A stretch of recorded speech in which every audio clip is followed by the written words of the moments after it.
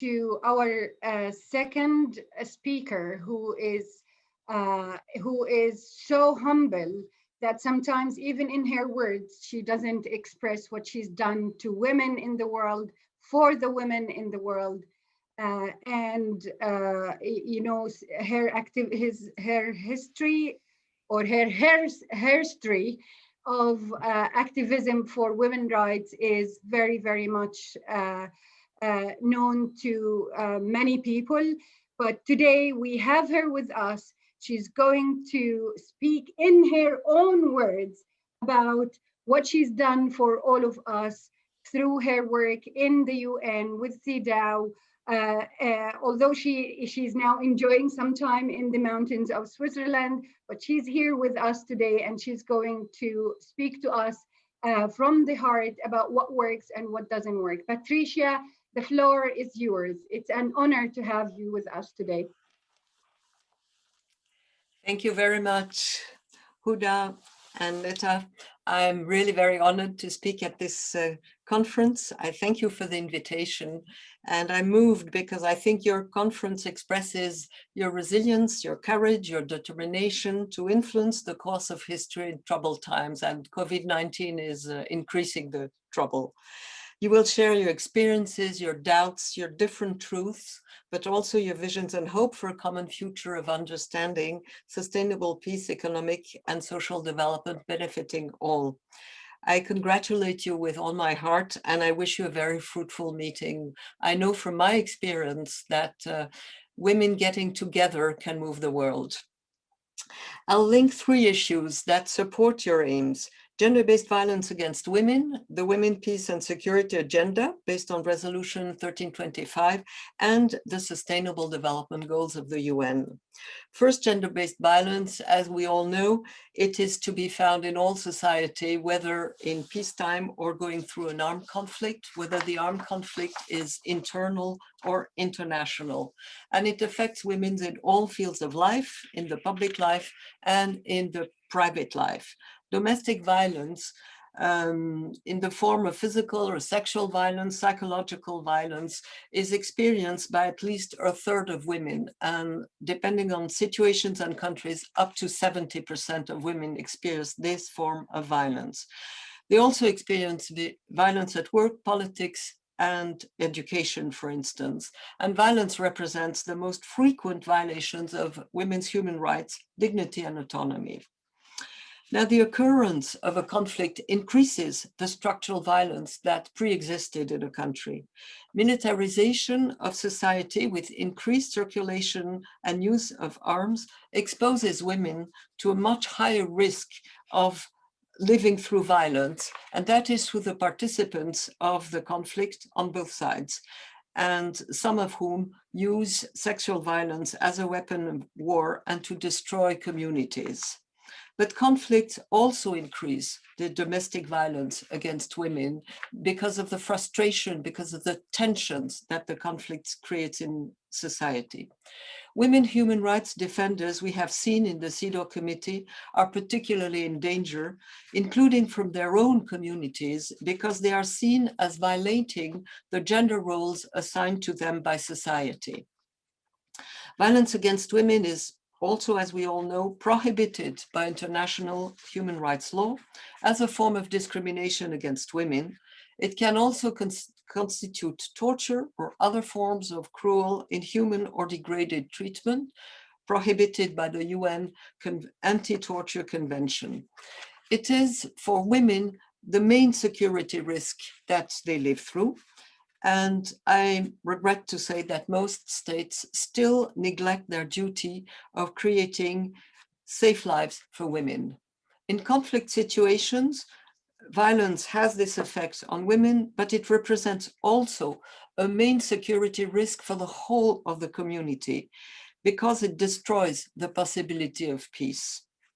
Violence against women in conflict situation has been addressed by the Security Council in its resolution 1325 and in following resolutions. And I want to mention here also the Sustainable Development Goals that also attempt to eliminate gender-based violence and to ensure peace. And I'll try and link The two, starting with the Women, Peace and Security agenda based on this resolution of the Security Council. As Miriam said, it brought important changes, and it treats women not as victims in need of solely a humanitarian response, but as active agents in their societies. It recognizes that they must be full participants in the prevention and resolution of conflicts and sustainable peace building. And it approaches a substantive, it adopts a substantive approach to gender equality and recognizes that the absence of women at the negotiating table means failure of peace efforts. Scientific studies have proven this point. They analyzed in detail a large number of peace negotiations and compared them. The results are convincing and they are fascinating. When women are involved as negotiators, mediators, and signatories, the negotiations have a higher chance of succeeding. So the first phase, negotiation. Then the peace agreements have a higher chance of being sustainable. And third, these peace agreements have a higher chance of being implemented at the local level, which is where things become concrete. And the reason for that is that they address the causes that initially created the conflict. Colombia is an impressive example.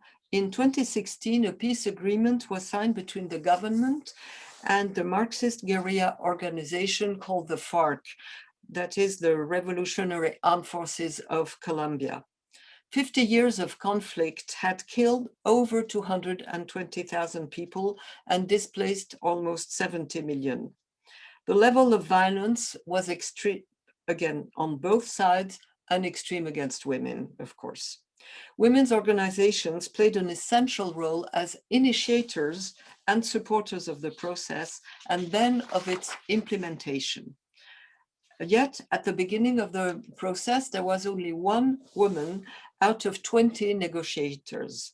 Under pressure and strong pressure of women's organizations, there were finally 33% women negotiators in Colombia.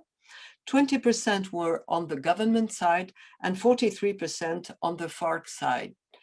The link between women negotiators and women's organizations was fundamental. Thanks to them, issues that would have been neglected, such as gender equality, dealing with the past violence against women and preventing it for the future, and land rights, were part of the peace agreement. Women's inclusion made the peace agreement a forward-looking document. It addressed the reasons for which the conflict started and lasted and proposed solutions, ensuring participation in politics, economic and social rights, and disarmament, demobilization, and reintegration. I believe the inclusion of these themes is a central element for the success of efforts to bring an end to a conflict and to enable sustainable peace. Colombia has illustrated the positive impact of women's organization in launching the peace process, but one needs more, as the slowing or the present stalling of the Colombia peace process shows. In order for those processes to succeed in the long run, I am convinced that women need to participate equally in decision-making at the national, regional, and local levels. Parity is 50-50%, or at least a minimum quota of 40% of each sex is progressively recognized at the international level as a key component of democracy. So it's not enough to have the right to vote, you have to be able to decide. At the same time, the Sustainable Development Goals adopted in 2015 link completely gender equality, elimination of violence against women, economic and social development, peace and good government, and request all states to take measures to attain the goals by 2030. And one of the measures is adoption of a national action plan. I believe these national action plans for the women and security the peace and security agenda and the SDGs must be strongly linked and coordinated at the national, regional, and local level.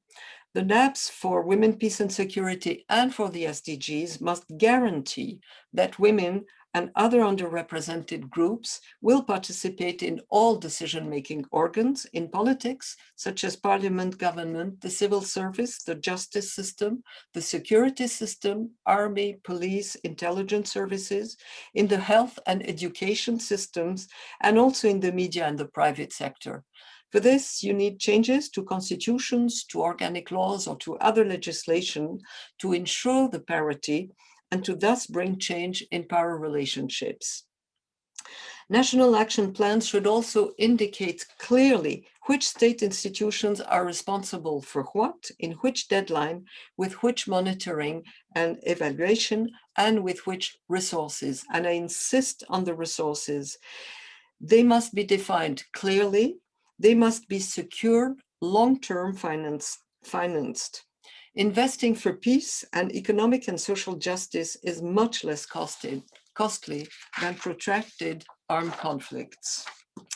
In view of the role that women organizations have played and are playing in peace building and sustainable peace, states should also support them financially. They should create a favorable environment for their advocacy and work with full respect for civil and political rights, such as freedom of opinion, expression, assembly, and manifestation. In conclusion, the dynamics between women within the various state organs and in women's organizations could bring change unimaginable so far, thanks to the inclusion of the voices that have been silenced until now and of the fundamental issues of justice, representation, power sharing, and economic, social, and cultural rights seen in a gender perspective. I thank you.